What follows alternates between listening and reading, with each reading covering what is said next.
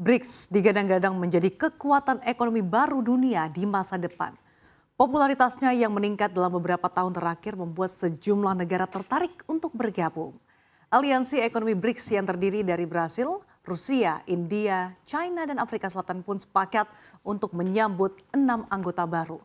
Lalu apakah Indonesia juga kepincut dengan daya tarik BRICS? Selengkapnya akan kami ulas untuk Anda dalam Karpet Merah BRICS untuk anggota baru. Nah, sebelum kita bahas terkait masuknya anggota BRICS, kita akan bahas dulu apa sih itu BRICS. Nah, istilah BRICS yang awalnya bernama BRIC atau BRIC ini belum termasuk Afrika Selatan. Diciptakan pada tahun 2001 oleh kepala ekonom Goldman Sachs yaitu Jim O'Neill dalam makalah penelitian yang menggarisbawahi potensi pertumbuhan Brasil, Rusia, India, dan juga China. Nah, blok ini kemudian didirikan sebagai klub informal pada tahun 2009 untuk menyediakan platform bagi anggotanya untuk menantang tatanan dunia yang didominasi oleh Amerika Serikat dan juga sekutu baratnya. Adapun penciptaan BRICS sendiri diperkasai oleh Rusia. Sementara Brasil, Rusia, India, dan China ini adalah anggota pendiri. Kemudian Afrika Selatan ini adalah anggota terkecil dalam hal pengaruh ekonomi dan juga populasi. Ini penerima manfaat pertama dari perluasan blok tersebut pada tahun 2010 ketika pengelompokan tersebut dikenal sebagai BRICS. Nah, sebagai gambaran, produk domestik bruto atau PDB BRICS ini mencapai 33,6% dari PDB global atau lebih besar daripada G7 yang bahkan PDB secara globalnya ini hanya mencapai 27%. Nah, selain geopolitik, fokus grup ini mencakup kerjasama ekonomi dan juga peningkatan perdagangan dan pembangunan multilateral. Prestasi nyata terbesar BRICS ada di bidang keuangan. Negara-negara tersebut telah sepakat untuk mengumpulkan senilai 100 miliar dolar yang bisa dipinjamkan kepada satu dengan yang lainnya selama keadaan darurat.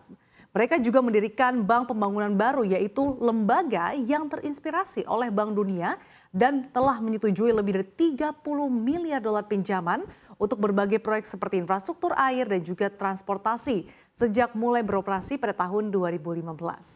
Daya tarik BRICS lainnya adalah adanya Bank Pembangunan Baru atau NDB yang dibuat pada tahun 2015 dengan tujuan untuk menawarkan alternatif dari Bank Dunia dan juga IMF. BRICS mempertimbangkan perluasan keanggotaan seiring dengan upaya beberapa anggota untuk membentuk blok tersebut sebagai penyeimbang tatanan global terhadap dominasi barat. Selain itu, alasan BRICS memperluas keanggotaannya adalah untuk meningkatkan penggunaan mata uang lokal negara-negara anggota. BRICS telah mengambil manuver untuk menjauhkan dominasi atau ketergantungan dolar Amerika Serikat di dunia. Nah, dengan mewakili 23% PDB dunia dan juga 42% populasi dunia, negara-negara BRICS ini berupaya untuk menumpulkan dominasi ekonomi barat dalam urusan global. Sementara itu, ketegangan global yang meningkat yang dipicu oleh perang di Ukraina dan meningkatnya persaingan antara China dan Amerika Serikat ini telah menambah urgensi untuk memperkuat blok tersebut. Alhasil, blok ini terkadang mengalami perpecahan internal dan kurangnya visi yang koheren.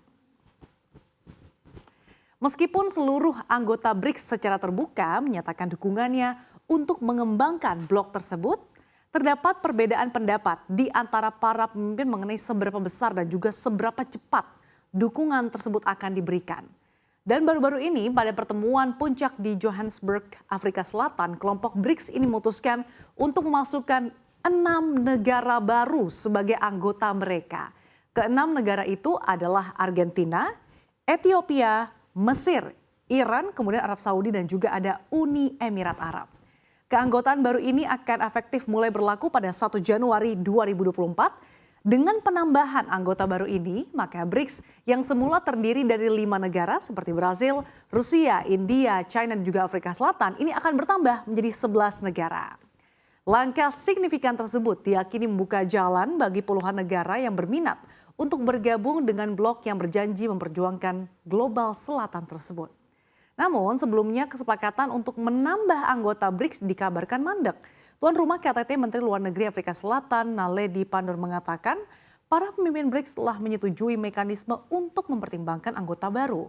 Namun seorang pejabat negara anggota BRICS yang mengetahui langsung diskusi tersebut mengatakan para pemimpin tersebut belum menandatangani kerangka kerja penerimaan final. Salah satu sumber mengatakan bahwa perjanjian itu ditunda setelah Perdana Menteri India Narendra Modi memperkenalkan kriteria penerimaan baru. Negara-negara BRICS memiliki skala ekonomi yang sangat berbeda dan pemerintahan yang mempunyai tujuan kebijakan luar negeri yang seringkali berbeda juga. Ini menjadi sebuah faktor yang menyulitkan bagi blok tersebut yang model pengambilan keputusannya secara konsensus memberikan hak veto secara de facto kepada setiap anggotanya.